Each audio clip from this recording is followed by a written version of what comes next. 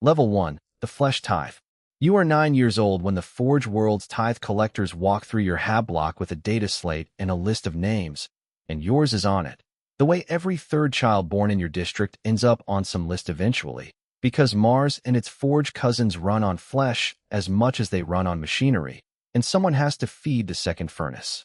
Your parents don't weep in front of the collectors. Weeping in front of a servant of the Omnissiah is its own kind of foolishness, the sort of thing that gets a family's tithe quota adjusted upward out of spite nobody will ever admit to. They weep later, quietly, in the dark, and you pretend not to hear it because pretending is the only gift you have left to give them.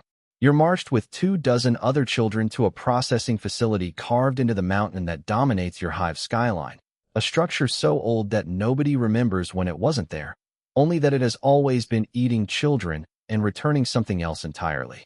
The Skitarii recruiters who process you don't introduce themselves.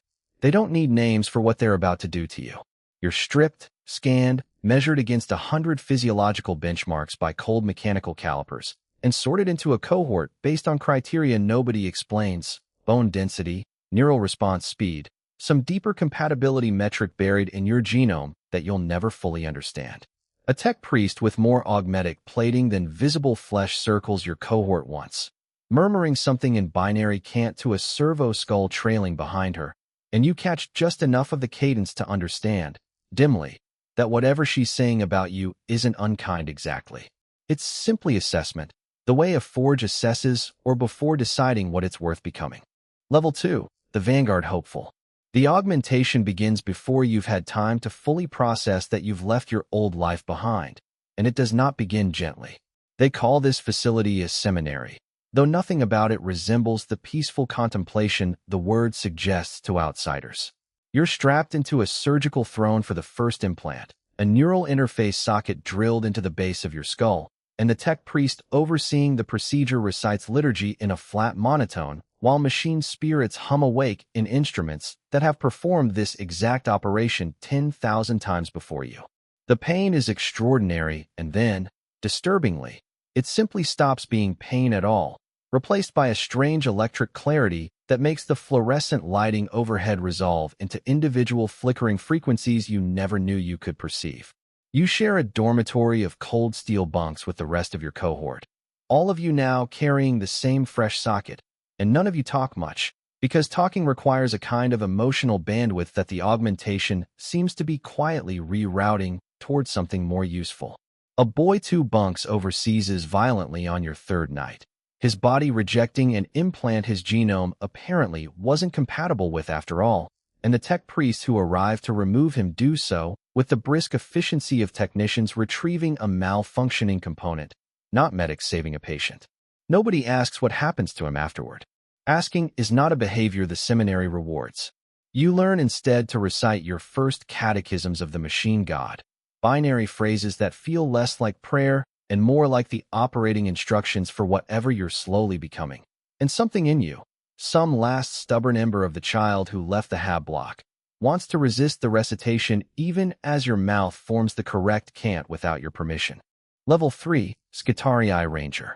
Graduation from the seminary isn't a ceremony so much as a deployment order, and you're issued a galvanic rifle, void-hardened carapace, and a red-lensed photovisor that clicks into place over your eyes with a small mechanical sound that you'll hear in your sleep for years afterward.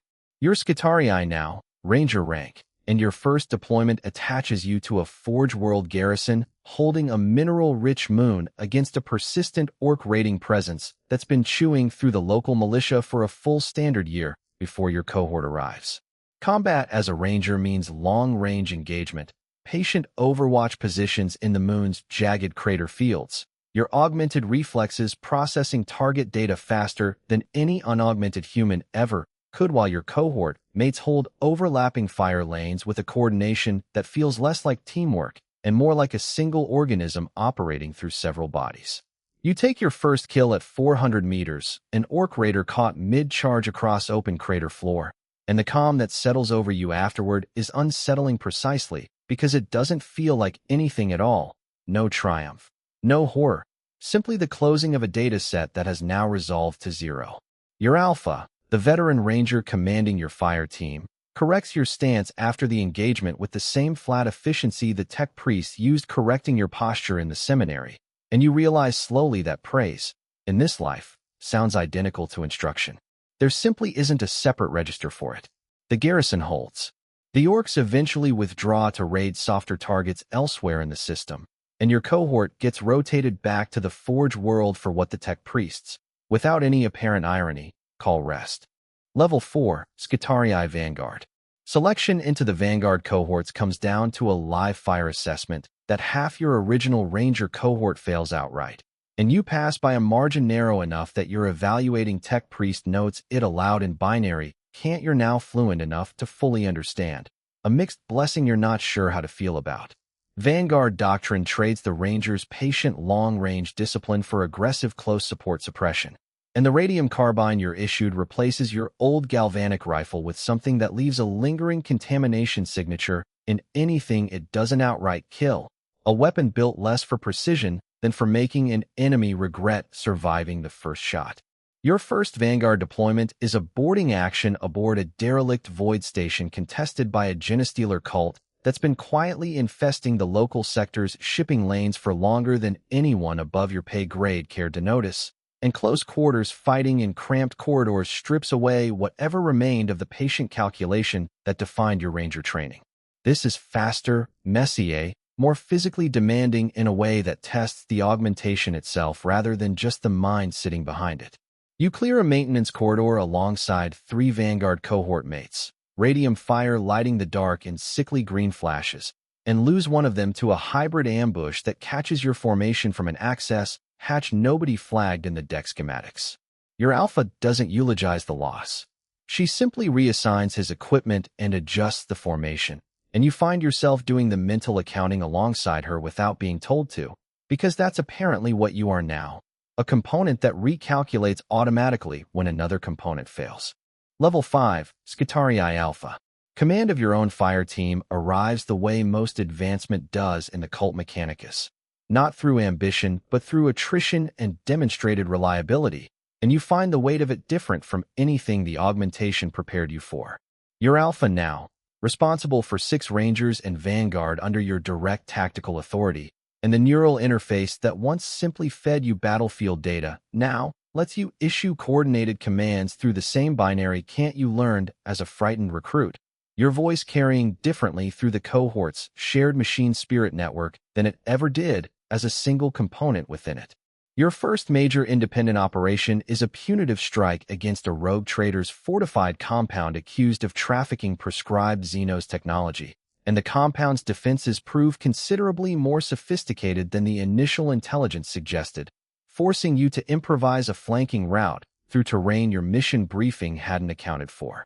You commit your team to the improvised route rather than falling back for reassessment, a decision that costs you nothing in casualties, but that you know, with the same cold clarity you apply to everything else now, could have cost you all 6 lives if the terrain assessment had been wrong instead of merely incomplete. Your overseeing Tech-Priest reviews the engagement afterward and notes, in the same flat register used for every evaluation you've ever received, that the decision demonstrated acceptable risk calculus, and you find yourself absurdly hungry for some acknowledgement beyond that clinical phrase, a hunger you're fairly certain the augmentation was supposed to have already burned out of you. Level 6, the Tech Adept. Your aptitude for tactical improvisation earns you an unusual recommendation, elevation out of the standing Skitarii legions, and into formal study under the Forge world's Adeptus Mechanicus proper, a path few alphas are ever offered, and fewer still survive with their cognition intact. Becoming a tech adept means additional augmentation far more invasive than anything the Seminary performed, replacing entire limbs and organ systems with superior mechanical analogs while you're conscious for portions of the procedure specifically, so your machine's spirit bonding response can be monitored in real time. The pain, when it arrives, is almost nostalgic, an echo of that first surgical throne years ago, except this time you understand exactly what's being taken and exactly what's replacing it, which somehow makes the process both easier and considerably harder to endure. Your mentor, a senior Magos with 4 mechadendrites and a voice modulated through vocal augmetics into something barely recognizable as human anymore, tells you during your recovery that the flesh you're shedding was never really the point, that the Omnissiah's true gift is pattern and function persisting regardless of substrate, and you find yourself believing it more than you expected to, which frightens the last small stubborn ember of yourself more than the surgery did. You spend months in the deep archive levels studying forbidden STC fragments and heretical technology recovered from Xeno's ruins, work that demands the same patient improvisation you once applied to battlefield tactics, except now the battlefield is a dead civilization's abandoned knowledge, and the enemy is simply your own incomplete understanding of it. Level 7, the Magos. Elevation to Magos arrives after decades of research output substantial enough that the Forge World's ruling magi can no longer justify withholding full ordination, and you find yourself standing before a convocation of augmented elders being formally recognized as one of them.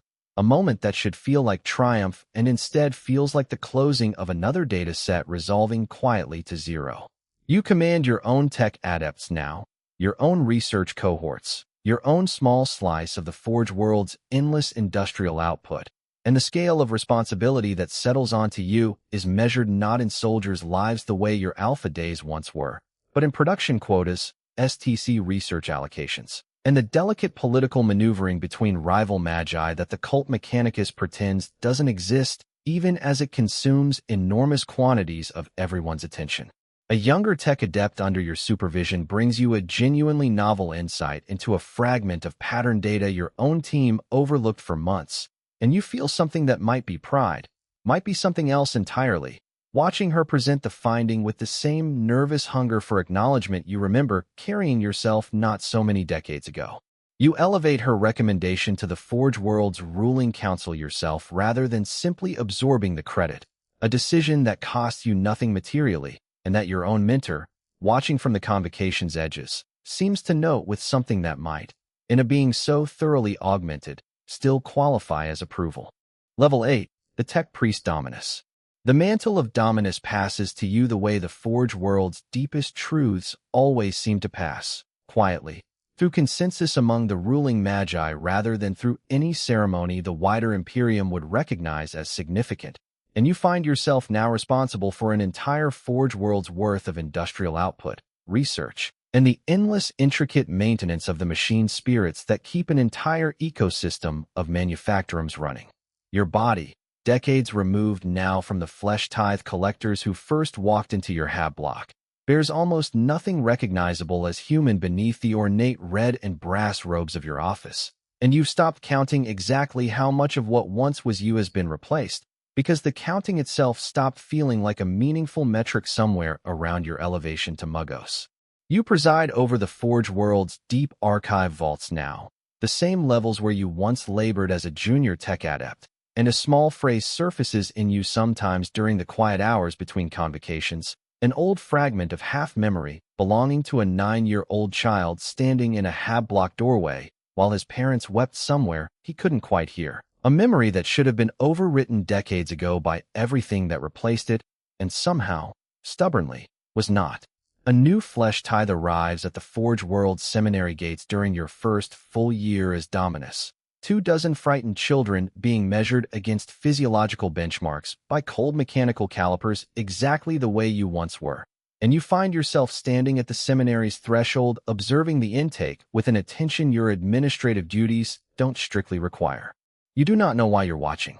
The Omnissiah's pattern persists regardless of substrate. Your mentor told you decades ago, and you've spent your entire adult existence proving that doctrine true in your own flesh and steel. But somewhere in the small, stubborn fragment that survived every augmentation you've ever undergone, you wonder whether pattern persisting and self-persisting are actually the same claim, or whether you've simply been the last one in the room too augmented to notice the difference.